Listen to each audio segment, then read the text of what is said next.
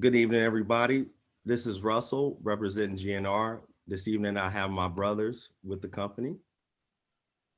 Yo, what's up? It's Glenn. This is Nate Bohr. Good evening, everyone. And this evening, y'all, we want to discuss three things that we discovered during the pandemic. Mike, would you share that?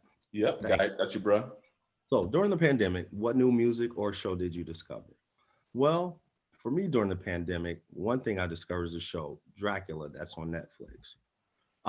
Very well, I would say, directed, executed. There are three episodes. The first episode gives an introduction, and it's a twist on how Dracula would live during certain centuries. One thing I took to in particular is the second episode. And the second episode is equated with a game of chess and how Dracula makes his quest to the new world. The second thing I discovered is I'm personally essential when it comes to my job. During the pandemic, I really didn't have time to be off. I'm in, let's just say, food and beverage industry. And once everything has shut down here, I still continue to work. Job is very physical. The third thing I discovered is how much I appreciate my GNR brothers. During this whole time in the pandemic, back in in December, we all assembled and got together, and brother Nabor and brother Glenn put together what you are seeing now. Is us not stopping, continuing, because they both had to work themselves, and we got our company going together. So I discovered that I have nothing but the utmost, always have respect and faith in our company. Appreciate that, Steph. Definitely. Thank you, brother. Definitely. And No, those are facts. I mean, really, y'all. I mean, you know, I say, y'all, yeah. and Dracula is a pretty good series. I mean, I did enjoy the first couple episodes, and it airs on Netflix, and thought it's pretty good. Good sci-fi. Where you got it's not Bram Stoker's Dracula. No, yeah. What is it? It's just it's like a twist on it, well, not to give it away, but how it leads into, the current time. And, they made the story their own. I have to give credit to the writers and directors. I don't know their names at the time, but I did appreciate it, especially that second episode. Like, yeah. I'm a fan of Dracula, any story about him. I know the real story, everybody's read that, but just that was something that really it surprised me and sparked my interest. I continued to finish them all. So Yeah, Dracula's a pretty intriguing character in itself. Like I think we talked about it earlier that, essentially it's analogous to being a parasite, someone who is just sucking the life essence out of you. Yeah, I think one of my favorite, I'm going to just jump in with Dracula, right? The theme. So there's this movie called Dracula 2000. And I think I told you, Steph, where the origins of Dracula was pretty cool what they did. They said Dracula was actually Judas, and he portrayed, and the reason why silver is repellent to Dracula is because he sold out Jesus for 13 pieces of silver. yes. And Judas committed suicide, tried to hang himself. So he was unsuccessful in killing himself. His punishment was to walk the earth as the undead. But definitely Dracula is a compelling character and is analogous to a parasite, because that's who he is, a living, breathing parasite. And we all know people who are like that. And you're right. I never even thought about that. That's kind of interesting. If Judas, being allergic to silver, because he sold him out for the silver, and that's I gotta watch that Dracula 2000. Yeah. It's called. Yeah. Interested in that. Not interested in Snowball. I'm interested in Dracula 2000. Check that out. Well, we gotta get you interested in Snowfall. Snowfall's phenomenal. We'll figure a way. Glenn, go ahead, man. You next up the bat. So shows that I discovered during the pandemic. The first one was actually not so much that I discovered it because of the pandemic. It just happened to come out at that time, and because of the pandemic, I just happened to have time to watch it. Because I'll tell you what, I really wasn't interested in it You know, I'm never interested in anything because I think I know about everything. And so this show is called The Last Dance. And like I said, I'm 80s baby. I knew about Michael Jordan. You know, I knew he's arguably the best player ever and led the Bulls to 6 championships during the 90s and had people like Scottie Pippen and Horace Grant, Tony Kukoc, Dennis Rodman, you know, all supporting him. What I did not know was all the drama that went into creating and maintaining that dynasty over those several years. So if y'all not familiar, The Last Dance was a 10-part docuseries released on ESPN, came out in April of last year. It was the focus of the Bulls' 97-98 season as they went for their 6th championship. It's all never before seen footage. They had a film crew follow them around. And it tells the story of this last season. Also goes into the story of MJ himself, you know. Starts out with Michael Jordan as being a standout high school player, chronicles his rise to becoming the most notable and marketable athlete of his day. They won a primetime Emmy for the show, got all kind of praise for the editing and directing. Like I said, this never before seen footage was the basis of the show. But in addition to the footage, they also have interviews with, you know, Michael Jordan himself, some of his biggest contemporaries like Magic Johnson, Patrick Ewing, some of his biggest rivals like Isaiah Thomas, Larry Bird, Reggie Miller, and then almost every teammate that has ever played with Jordan gave an interview. And it gave you a real understanding of who Michael Jordan is and what drove him to be so dominant on the court and what compelled all his teammates to give their all to win with him. Then they had interviews from noted basketball fans, from, you know, Ahmad Rashad to Barack Obama to Nas, you know, just to show how fans marveled and still are in awe of this team's accomplishments. But alas, all good things come to an end, and it named the show The Last Dance. Phil Jackson, the coach of the Bulls from 89 to 98, won all the championships in Chicago. He called the 97-98 season The Last Dance because he predicted that would be the last season that the core Bulls team, you know, would stay together from that dynasty. And sure enough, after that season, they all broke up and everybody went different places, and it never was the same for Chicago. But the series delivers the complete picture, including the teams infighting with management and themselves. It shows how they persevered and got that last championship. So that was definitely a good show. I think it's well worth anybody's time to check out. You know, Last Dance. The second show that I watched, again, not because of not that I found it because I had nothing to do, but actually this is something that only existed because of the pandemic. And that show is Versus. I don't know if y'all ever watched Versus. Versus is the brainchild of super producers Timberland and Swiss Beats. Yes. So because of the pandemic, these two just created a virtual DJ battle basically on IG Live back in March of last year. Just something fun. And it just ballooned into something bigger. So it's now in the 2nd season. They got about 30 different shows. There's no end in sight. I mean, this thing can go on forever, literally. So basically what happens is 2 R&B or rap artists, producers, songwriters who compete, you know, per episode.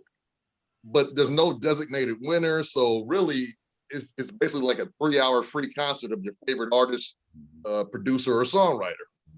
And I say your favorite because you cannot just be an artist. You have to have at least 20 hits, you know. So you got to, again, like my top MCs, you got to have longevity. The format is like 2 rounds, and they each do 10 songs apiece. And they have to be hits, you know, not just 20 songs. You can't come out with some song that's, you know, deep in your album that only your 2 fans know about. These have to be hits that were on the radio every day. And if they weren't radio friendly, then they had to be hits that banged in the club every night, you know. So these are hits. The first one that I actually came across was RZA versus DJ Premier, and I was like, oh, this is tight, you know. I was hooked. Then it had Teddy Riley versus Babyface, Erykah Badu versus Jill Scott, Bounty Killer versus Beanie Man, T-Pain versus Little John. Yeah. They had the late DMX versus Snoop. They had Brandy versus Monica. Fabulous and Jadakiss had a hot one, and they put out a hot album last year too. Yeah. Gladys Knight and Patti LaBelle had one. They call that the master class. You know? B42 So, short. They also have little specials too, like they had what called the Healing, where it was Kirk Franklin and Fred Hammond. You know, they had the Juneteenth celebration. It was Alicia Keys and John Legend. So I mean, these shows are just, I mean, they just create them as they go. They have special guests on, like Steve Harvey hosted Earth, Wind, and Fire versus Isley Brothers. Yeah. You're talking about a good ass show. I mean, these shows are crazy. My personal favorites, I heard you mention, Steph. My personal favorite was B42 Short. I was banging all night. B42 Short. But again, the show lasts like 3 hours. Yeah. Ghostface Killer, Raekwon the Chef. Yeah. Banging. And then the other week they had the 420 How High special, Redman and Method Man. And, so that was, I mean, that was clear. Keith Murray came on there. Murray's on there. I saw that. Yeah. Showed up on there. All kind of cats show up on these shows. So that's something that everybody can enjoy as well. Oh, and Redman and Method Man, they're gonna have Blackout 3 coming soon as well. So I can't wait for that out. Nice. The last thing that I discovered from this pandemic, and I think this is something that I now cannot live without. I mean, I must have this. I cannot even imagine this not being in my life the rest of my life. If it's not in here for the rest of my life, I don't know what, I might go crazy. But what that third thing is working from home. I love working from home. I love working from home. I gotta work at 9. My alarm goes off at 8:50. I hit the snooze. I get up at 8:55, get us my robes, slippers, grab me a Pop-Tart, and I'm logged in. I'm at work at 9. You know what I'm saying?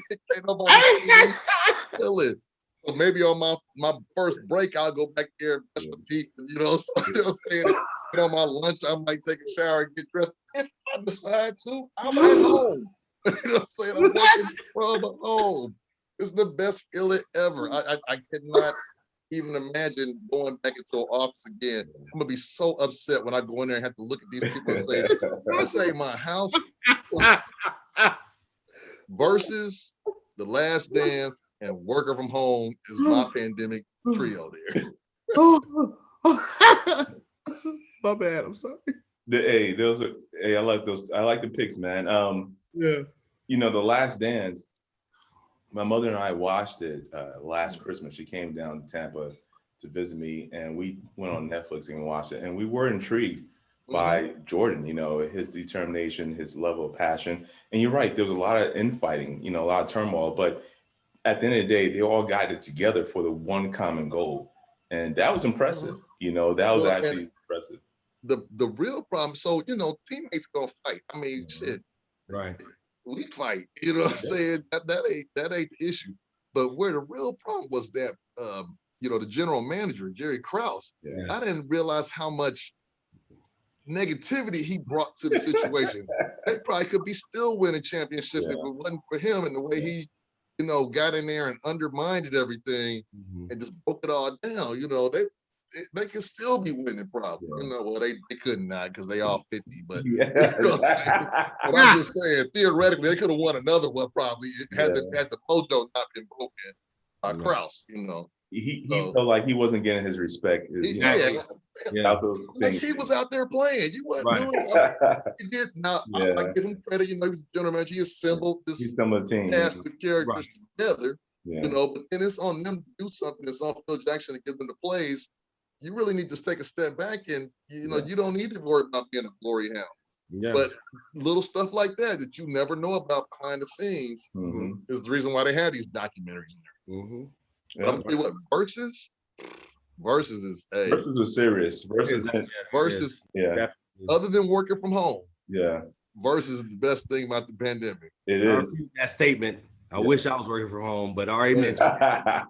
That's why I give you all the credit. I give y'all mad praise. You know what, Steph, there's plus and minuses working from home because Glenn is right. The plus is that you don't have to do a commute. You can get out your bed, log on like 5-10 minutes before work, pop a Pop-Tart in your mouth. You know, I can't remember the last time I wore any formal clothing. I wear a jacket, sweats, a t-shirt, and I'm good to go. But the downside about it is that people expect to work longer hours because you're home. They don't understand, and then there's no separation from work from home. Home used to be your sanctuary. That was why I didn't want to work from home in the beginning. Because I was always that, like, when I leave work, I leave work. Yeah. But, when I leave that computer, I'm still done with work. I don't have files around in my bedroom. I got an office area and I keep everything in the office area and I close that door and we're done with that, until I go back to the day in my robe and slippers. Yeah. And I'm back in that mix. But I feel you on that. It does. Well, and then it depends on what type of job you have as well. Like, you said people expect you to work longer. Yeah. They got to pay me more if I work longer. So they don't expect me to work longer. They want me to get out of there. Yeah. You know what I'm saying? Quitting time, they want me to quit, Yeah. But otherwise, they got to kick out more money. But it depends on what job you have. It doesn't work for everybody, but That's true. man, it works for me. Hey, it's funny because I was watching CNN and they were talking to people about that, having high anxiety about going back into work. And they were saying that companies are trying to incentivize their employees to get back in the office somehow. Mhm. And a lot of people are like, you know what, I'm not going back. And, and we've been productive working from home. Yeah. There shouldn't be an issue of me staying at home and getting work done. I'm twice as productive, and some people that can't afford childcare, so they have their kids there with them, especially if your child's young. And I would think that the companies would be saving money, not having to house employees and, people using water all day and using the bathroom and, lights is on in this room, if everybody's at their own house doing that type of stuff, companies should be saving money. These companies should save some money as well. Exactly. Yeah. Some places that were renting office space, yeah, they don't have to do that anymore, so they can Have save somebody some come clean overhead. the building too. You know what I mean? Sanitizing the building, cleaning the building, just regular cleaning first of all, but now pandemic cleaning on top of it. Work, So that's enhanced cleaning, so it's a lot more costly. Yeah. But anyway, let me share my screen to go introduce my things I discovered during the pandemic. Give me 1 second, fellas. Oh, you're fine, brother. Because he's from New York, so he has to have the visuals. That's right. I like visuals. Hey, especially when we paying for the visuals. You know what? Hey, man, no slights. Pay for the visuals, and we should use them. All right. So I'm sorry, that reaction. So this is what I discovered during the pandemic. Oh my God. I discovered the Ozark, Wu-Tang, the American Saga, and Steely Dan. Okay, give me 1 second. I'm going to share my screen. I'm going to stop this for a bit, and I'm going to do my PowerPoint / presentation. Because, 1 second, brothers. You fine, man.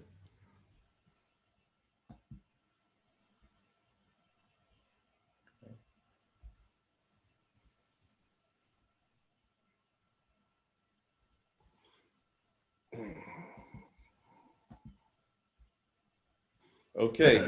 Excuse me. So the first show, Ozark, is a quick synopsis about the show. Jason Bateman and his partner are financial advisors who are laundering money for a Mexican cartel. When his partner steals $8 million from the cartel, Jason Bateman's character, Marty, makes amends by promising to establish a bigger money laundering operation in the Ozarks. So it's funny with this show, right? Because it's another show that I gotta be coaxed to watch. People in my job were telling me, listen, check the Ozark. You used to do anti-money laundering at Deutsche. You're gonna enjoy this show. And I put it off. The pandemic forced me to sit down and to watch shows I probably wouldn't watch because of my hectic schedule. I love the show. Just give you guys a quick synopsis of the show. There's so many twists and turns in that particular show. You go from a guy who's from Chicago, financial whiz, his partner gets him in bed with a Mexican cartel. Then his partner becomes a snitch for the FBI. Then you have an FBI agent who's corrupt. Mexican cartel, on a hunch, asks them, "Did you steal money from me?" Now, Marty, the main character, Jason Bateman, unbeknownst to him, his partner did steal his money. So he's like, "Nah, we didn't steal his money, blah, blah, blah." And then the Mexican cartel guy said, "Oh yeah? pulls out his gun, kills his partner's wife in front of them, and then all hell breaks loose. Mexican cartel guy, he kills off each of Marty's associates. Comes to Marty.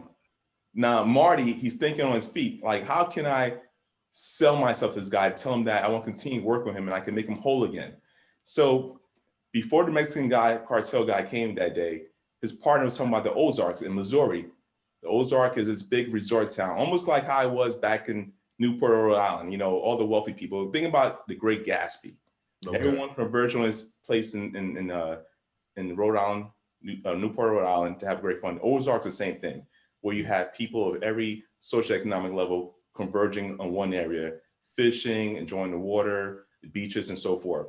So he was telling him that, hey, the shoreline is bigger than California, and there's a lot of money down there. So Marty, you know, at first didn't pay attention to him, but when he was about to get killed by the Mexican cartel, he pulled out the brochure and said, listen, there's so much money down there.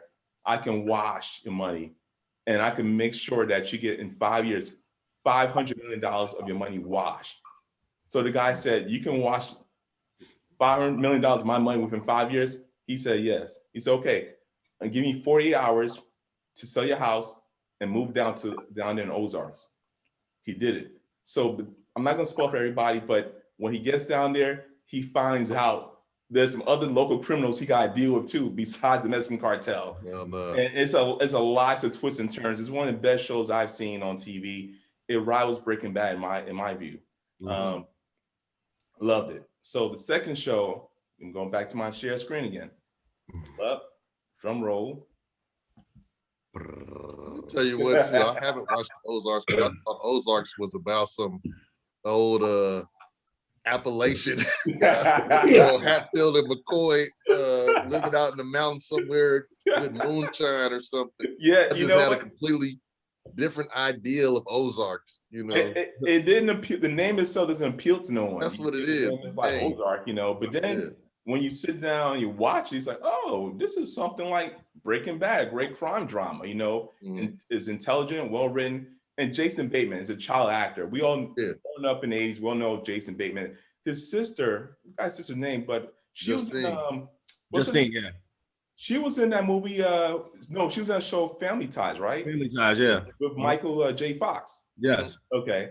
Mm-hmm. So the second thing I discovered over the pandemic was Steely Dan. It's an American rock group founded in 1971. Walter Beck and Donald Fagen are the main top prominent members of the group. My top 3 songs is Kid Charlemagne, Deacon Blue, and A Major Do Would Tell You. So, and not Peg? Huh? Yeah, and not Peg? I have to interject at this point. Peg is one of Steely Dan's songs, Peg? you know, biggest hits. Huh? You never heard Peg? Peg is, listen, so I've heard Steely Dan songs, but I never really paid attention to them. Like Hey 19 and I'm Not Doing Your Dirty Work. I've heard these songs before. You've heard them. Like have you ever listened to like their entire their catalog of songs? No. So yeah, storytellers. I mean, seriously, have you ever listened to just Hey 19? Peg is a funny song because I think it's about a porn star, right? It is. It's about a porn star, right? About a porn actress, right? But let me add this one too. When we came down here back in December, just a little side note, Willie had played it on the way there and on the way back. By the time we got back, I didn't, unfortunately, I got the row. But I asked Willie, it was unfortunate because of my job. Well, but my bad. Yeah. So anyway, Peg to me is one song when we came back in March. Yeah. You know, I listened to that song the whole way down there. Yes. Willie will attest to this also. I've been listening to it ever since. I don't know what it is. I'll listen to other music, don't get me wrong. But when I'm at work, it's something about that song that just gets my spirits up. Yeah. And it's about a porn star, which we discussed about that about a month ago. Bruh, let me tell you, their songs, man, they're great storytellers. Like they are. Kid Charlemagne, it's been Kanye sampled that in Champion. Right. Did you realize you're a champion? He sampled that, right? So Kid Charlemagne is about a rock and roll financier who was a drug dealer. it talks Mhm. about his rise and fall as a drug dealer, saying that how he sold crystal clear acid and how, you know, everyone has his number on the wall. He will make these trips to LA on anytime he want. And then it Right. talks about how cocaine came into the market and how he was behind the ball where people selling cocaine. And then law enforcement came. It just talked about his rise and fall. It's a great song. I Yeah. love Kid Charlemagne. And then Deacon Blues. Deacon Blues is about a song about a middle-aged man who basically who wants to live an alternate lifestyle. He wants to be a saxophone player. And someone in San Fran, drink scotch, and bang the highest babes all day. That's what he wants to do. He was, you know, a mundane, like he probably an accountant, an attorney, something like, look, Right. this is You don't you want to know, do that. kind of bored, you know, married with 3 kids, like, look, you know, and he fantasized about playing the sax, smoke-filled clubs, and Right. carousing the streets. And this is 1970, so you know, it was free love all around, you know. And Right. then Wasn't no wrapping it up. exact, no wrapping up. You was enjoying yourself. It was a smash and dash type of thing. Everybody's free love, you know. But hey, you know, there's a song. I can't remember the title, but we'll get into another day. So Any Major Do, the third song, is basically a friend consoling another one who had a bad day. Yeah. If you have a bad, and we all go through bad days, hit obstacles on life, things don't go right, and you need that voice, that calming voice, to pull you aside and say, "Listen, man, I know what you're going through. Don't worry about it. Next day, it's gonna be all gone." And Right. Any Major Dude, that's the song, you know. But Steely Dan, absolutely loved them.